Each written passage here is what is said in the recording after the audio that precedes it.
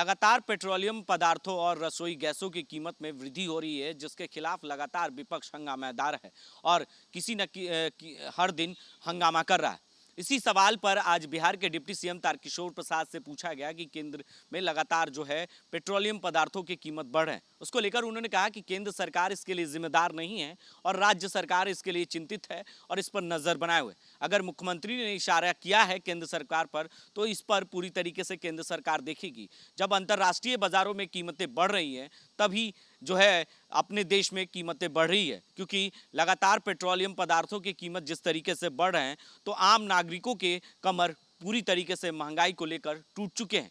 वहीं उन्होंने कहा कि सरकार इसके लिए चिंतित है कि आम नागरिकों को इस पर बोझ नहीं डाला जाए। इसके लिए केंद्र सरकार पूरी तरीके से नजर बनाई हुई है।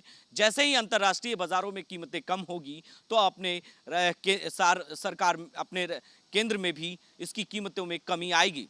और क्या कुछ कहा है बढ़ते पेट्रोलियम पदार्थों की कीमतों को लेकर बिहार के डिप्टी सीएम तारकिशोर प्रसाद ने, जरा उनके बयान सुने। सर, पेट्रोल डीजल को लेकर भी बातें सामने आ रही है। कल मुख्यमंत्री ने साफ कह दिया कि बिहार सरकार कुछ कम नहीं कर सकता, केंद्र सरकार करेगा। नहीं, ठीक है। देखिए, जो पेट्रोलियम उत्पाद है उनके कीमतों का बढ़ना घटना बहुत हद तक जो वैश्विक जो उसका दर है उस पर भी निर्भर करता है और ये घटती बढ़ती रहती है, तो उसका बहुत तुरंत ऐसा कोई समाधान नहीं है। लेकिन केंद्र सरकार या राज्य सरकार, कोई भी सरकार नहीं चाहेगी कि अपने देश के लोगों को कोई बहुत ऊंचे दर पर कोई चीज़ें मिले। लेकिन जो पूरे वैश्विक स्तर पर जो पेट्रोलियम उत्पाद से जुड़े देश हैं और कई चीज़ें हैं जो वैश्विक स्तर पर, वो सारी चीज़ें घटती बढ़ती रहती हैं।